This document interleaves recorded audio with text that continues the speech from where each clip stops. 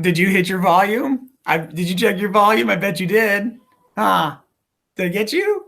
Yes. All right. So, the Scarlet Ibis. So, it is Tuesday. Yesterday, you had the day off. Hopefully, you enjoyed that and you got some rest. Today is Tuesday. Regular day. All of your classes should be pretty regular. Tomorrow is first day of finals. Tomorrow, you have periods 1, 2, and 3.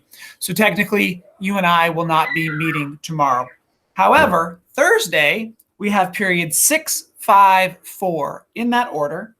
So we are going to be taking our final benchmark test from 9:42 to 11:09, and you will have to log in and take that test there. So, and it's just going to be the EDGE benchmark. You've done this a couple of times. I'm not going to include it in part of your grade, but it is one of my deciding factors as to whether or not you are prepared to move up to ELD 3. So you do need to take it seriously. And we'll talk more about that later. All right, but the Scarlet Ibis, let's finish this thing up. So I know it was a difficult text. I know it's difficult. That's why I gave it to you. So if you struggled, that's okay. It starts with the clove of seasons, and that's an important thing to understand because it really sets the story here. So it was in the clove of seasons. Now, clove means split, okay? So it's the time of year where the seasons split, where right now some days are warm and then some days are rainy, right? It's not quite summer, but it's not really winter. We're kind of in this spring season, but we might be transitioning, right? That's the clove of seasons that's talking about. Summer was dead, but autumn had not yet been born. And the ibis lit in the bleeding tree. An ibis, of course, is the Scarlet Ibis, which if you read through, got the street sweeper going through. Sorry if it's too loud. Where the Scarlet Ibis landed in the tree. And so this narrator is saying, it happened at this time of year when the Scarlet Ibis visited us. And that's kind of the whole setup for the story. And then he kind of continues and he says, a grindstone stands, blah, blah, blah, right? And time moves on. And times like now, I sit and I remember Doodle. So you get this idea of an old man. I don't know how, maybe 40, maybe 80. It doesn't really matter how old he is. But this man is sitting there and he's like, I'm going to tell you a story in the clove of seasons when the Scarlet Ibis came. And that's when I remember Doodle. All right, an old man is telling us a story about Doodle. All right, Doodle was the craziest brother I ever had. He wasn't crazy, like in his brain crazy, but he was like wild crazy. He was goofy crazy. When he was born, everyone expected him to die. He was just a very sick little infant. And they didn't expect much of him, okay? They named him William Armstrong, but then the descriptions here, they kind of just left him in the other room and didn't really worry about him. They said that he might not be all there, talking about his brain, saying while he might be able to physically live, he's probably going to be mentally handicapped to some degree. All right, now our narrator says it was bad enough having a disabled brother, but to have a disabled and mentally handicapped brother, that was terrible. So I began to make plans to kill him by smothering him with a pillow. The narrator is going to kill his little brother. And so the narrator goes into the room and he's got the pillow and he's looking at his little brother. And the little brother smiles. And our narrator goes, he is all there. He knows me. He recognizes me. Mama, he's all there. And it turns out he was. As the brother grows up, he develops mentally. That's great. All right. So it says when he was 2, they would lie him on his stomach and he would just kind of lay there and he'd try and get up and from the exertion, he'd change colors. And and then as he grows and he crawls, okay. Now here's the thing. His third winter, that'd be his third year. If you know anything about babies, you know that by the time they're 3, they're running, jumping, climbing. They're crazy, crazy little kids. So this kid here is really developmentally behind, crawling at 3 years old, where other 3-year-old kids are just wild and crazy with all kinds of energy. All right. But we move on. He learned to crawl, and he learned to crawl backwards, which is why I began to call him Doodle, which is kind of funny. So they nickname him Doodle. And so if you think back to the very beginning, he says, I remember Doodle.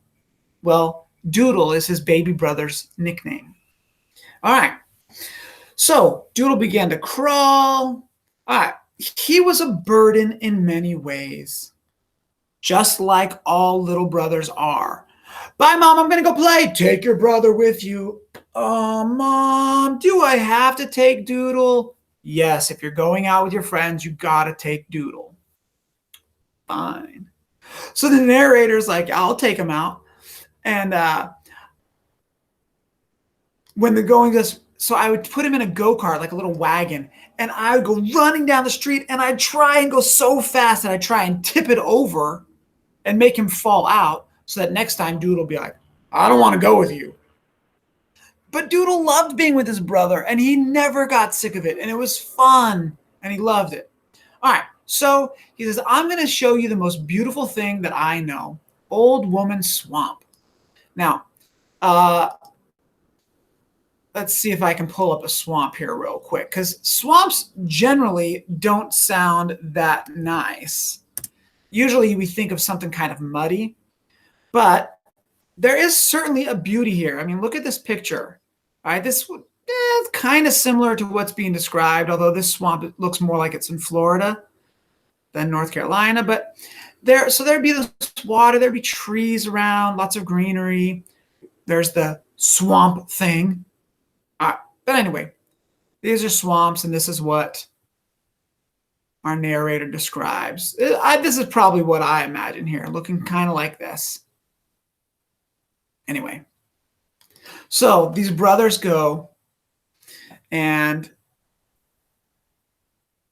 it's pretty nice. So here's the thing. They are brothers. What's the relationship of these two brothers? Well, they seem to care about each other, but also the older narrator, who doesn't get a name, kind of is annoyed by his little brother.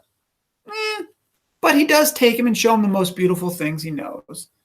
And why is Doodle crying? Because it's so pretty. So pretty, pretty, pretty. Doodle is such a soft and tender-hearted kid. All right. So they hang around the swamp. All right. Here's develops some more of the relationship. So there is within me, and with sadness I have watched it in others, a knot of cruelty born by the stream of love. So if you think about a river or a stream of love, and it flows this direction, what flows right next to it? Cruelty, meanness, evilness. And this line is so powerful because it's so true. If you have brothers or sisters, you love them and you hate them sometimes. And we kind of have both going on in our lives, these streams, these rivers flowing out of us. Now, our job is to try and limit that hate and that evil and that meanness and that cruelty and express our love in a good way. But we're all flawed, imperfect human beings. And as the narrator says, there is within him this cruelty right next to the stream of love. So he makes Doodle touch his coffin because they expected Doodle to die, and then they put the coffin up. And so he says, you got to climb up into this loft and you got to touch that thing, which is just mean to do to a little kid, right? Go touch your coffin. And then, of course, an owl flies out of the coffin and freaks him out. And he's, oh, I'm so scared. He kind of freaks out. All right. And then I was embarrassed having a brother that couldn't walk. So I was going to teach him. Never mind that mom and dad and the doctors and everyone says he'll never be able to walk. Older brother says, I'm going to teach you. And he makes him stand up and he drops him. And he stands up and he drops him. Don't hurt me, brother. Shut up. I'm not going to hurt you. Kind of funny there, the way brothers are. All right. And they work on it and they work on it and they work on it. And eventually he learns to walk. And it's the most glorious, wonderful thing that this family experiences. And if you read this passage where they bring out walking Doodle, it's so, so joyous. All right, and then Daddy says this, why are you crying? This is right after Doodle walked for the first time. He walked into the kitchen and Mama's crying and Daddy's crying, and it's so wonderful. And he says, the narrator tells us this, I did it for myself. I did it for pride. I didn't help Doodle walk so that Doodle could be independent. I didn't help Doodle walk for Doodle's sake. I made him walk for my sake because I was embarrassed and ashamed of my little brother. He did a good thing, but for a bad reason. And that's tough. All right. So then the narrator says, you know what? If I could teach you to walk, I could teach you to run, to climb, to swim, to row a boat. I can teach you how to do all of these things. And you have to do them before you start school, because no little brother of mine is going to embarrass me at school. So you got to figure all this stuff out, and we have the summertime to teach you. All right. So they use the summer to practice. And you know what? It's really tough. And then we get some of this. This is just some of the historical context of World War I happening and the fight that's going on. All right. So we came to that clove of seasons. Remember the very beginning where it says it was the clove of seasons? School was a few weeks away, and Doodle was not doing as good as he had hoped. It was not passable. Doodle, you're failing. All right. So let's see here. And then they're at lunch, and they see this strange bird fly into the tree. And I think I put a picture in here. I thought I did. Yeah, there's the Scarlet Ibis. So the Scarlet Ibis lands in the tree. Now, here's the thing. North Carolina is up here, and Florida is way down here. And then you got the Bahamas even further south of that. The Scarlet Ibis is, what's the word I'm looking for? Tropical bird. There's the word I'm looking for. Tropical. It's a tropical bird. It doesn't belong in North Carolina. It's beautiful. It's amazing, but it's totally lost. And so we get some of the symbolism here of the Scarlet Ibis. Doodle is beautiful and good, but he never quite belongs. And the Scarlet Ibis is beautiful and really cool, but it doesn't really belong. And sadly, here, the Scarlet Ibis dies. All right. And Doodle is so bothered by this that he buries the bird on his own. And Doodle is really kind of sad by it. All right. And now we get to the end. It's the final day. The narrator's trying to push Doodle, trying to get him to row the boat. And Doodle is so tired. Physically, he's worn out. Brother, I'm tired. And our narrator is so angry and so frustrated, he just takes off running. Doodle, you've disappointed me. You're not good enough. And he runs off. And Doodle is left behind. Don't leave me, brother. Don't leave me. And the wind is howling, and the rain is pouring down, and the storm is getting wild. All right, so our narrator runs away. And then he feels guilty. I hadn't run far before I came tired. The flood of childish spite evanescence. My anger disappeared. So I stopped to wait for Doodle. And I went back and I found Doodle, and he's hiding in the bush. But he didn't answer, and so I touched him. And he kind of limply fell backwards. Doodle, Doodle, I cried, shaking him. But there was no answer in the ropey rain. And his neck appeared unusually long and slim. Wait a second. Unusually long and slim. That bird has a long and slim neck. Kind of almost looks like an S. Can you see the S?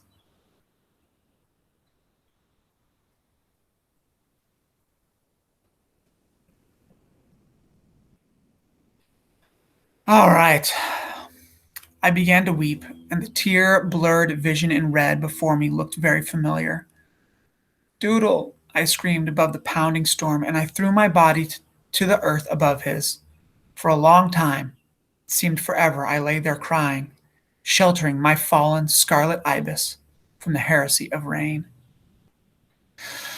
So here's what the narrator says. He says that Doodle died. His heart probably gave up. There's a little bit of blood trickling out and staining his shirt. And so he looks this pinkish color, and his neck is kind of bent in an S shape. His neck looks long, awkward, red. Doodle died. It's very sad. The narrator forced his little brother to work so hard that it actually killed him. And so, at the very beginning, when the narrator says, "It was the clove of seasons when the Scarlet Ibis came to our home, that I sit here and I remember my little brother Doodle, who died because I didn't take care of him. I tried to help him, but for selfish reasons." Ugh, so sad. Doodle died. All right.